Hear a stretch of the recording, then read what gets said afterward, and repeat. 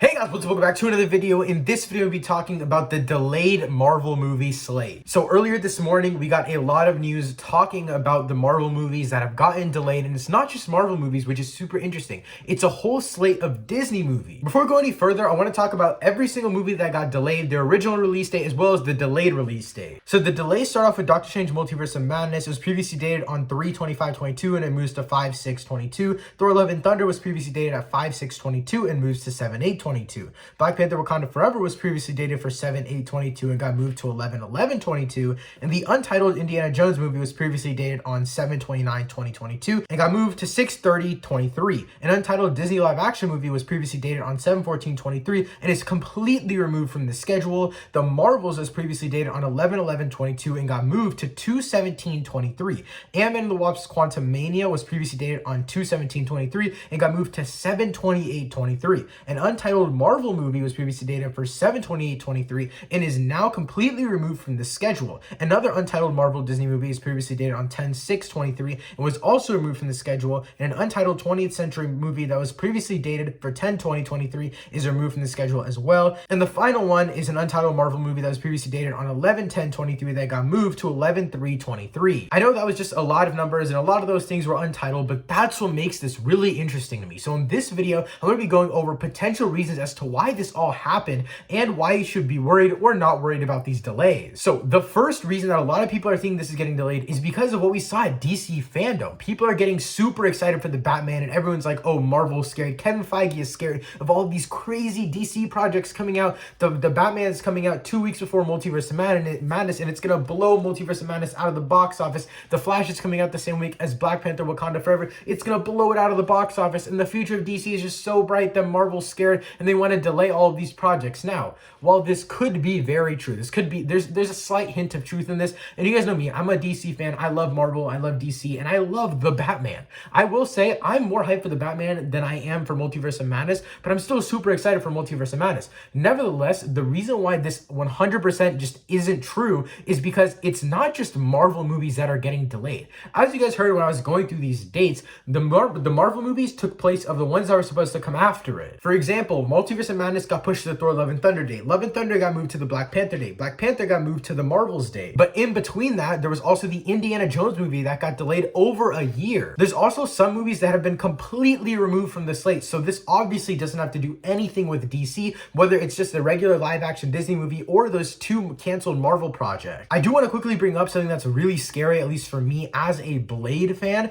Originally, Blade was supposed to release 10/6/23. And if we look on this list from Variety, it says that one has been removed from the schedule, and so has the one above that, the summer release date, 7/28/23. And those two movies were supposed to be Fantastic Four, which is a summer release, and the October release was supposed to be Blade. Now, we know Blade has already had a bunch of production issues, which really sucks, and we know that it got moved to an unconfirmed date, and then India's Marvel account tweeted something about it, and then Marvel confirmed that it's still not coming out. They don't know when it's coming out yet. We also know Fantastic Four is having a lot of hard times in production, especially because Kevin Feige really wants to perfect that team, and they care a lot about that story. They care a lot about the lore of the Fantastic Four, the villains, every side piece of it. They care so much about it. So Feige literally said the movie could get delayed as far as we want. They're not rushing. They're not going to set a release date yet. So it makes sense for those two movies. But I'm still really scared because we have really no confirmation as to any progress on the movie. We don't know if they're still technically in pre-production. We don't even know if they've written a script. We don't know what is happening with those two movies. And that's the scariest part for me. Another big reason why we could be getting these massive slate shifts, and the reason that it's going to be from Disney itself, not just Marvel Studios,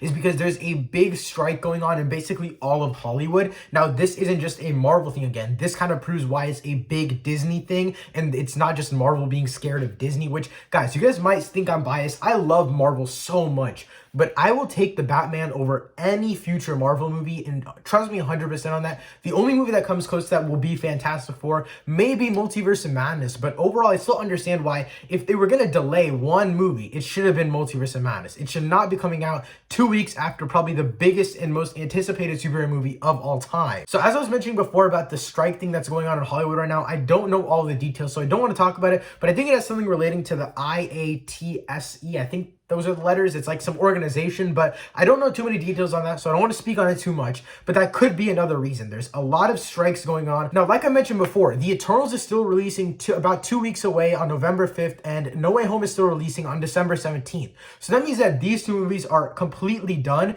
Now, one reason in the beginning, when we first heard about this morning, one reason why I thought it made sense for this to happen, this whole delay thing, is because of the marketing for Doctor Strange and the Multiverse of Madness. And if we think about it, if Doctor Strange and the Multiverse of Madness came out in March, that means we would have needed a trailer in November, but I think they would have not dropped an actual trailer in November. They would have probably dropped some sort of teaser, and that would have only given them 4 months to drop a trailer 1 and a trailer 2, which would make no sense at all. Now, with this date being in May, they can have the trailer come out after No Way Home. This to me makes more sense because then you don't have to hide the story. We already know Multiverse of Madness is going to be coming heavily off of No Way Home. Obviously, the effects of No Way Home, what Doctor Strange does, what Peter makes Doctor Strange do in No Way Home is the main effect of Doctor Strange in the Multiverse of Madness. So they couldn't even give us a true story without spoiling No Way Home in the Doctor Strange Multiverse of Madness trailer. My theory since the very beginning was that the No Way Home trailer, or the Doctor Strange trailer, was going to come out about a week or two after No Way Home, so that after people saw the movie, they would understand the context of the trailer without having it spoiled for anyone. With this delay of Multiverse of Madness, it makes sense. But initially, I thought that this was the main reason for the delay. I thought that, oh, the marketing wouldn't match up. It wouldn't really make sense, especially since these two movies are super intercorrelated.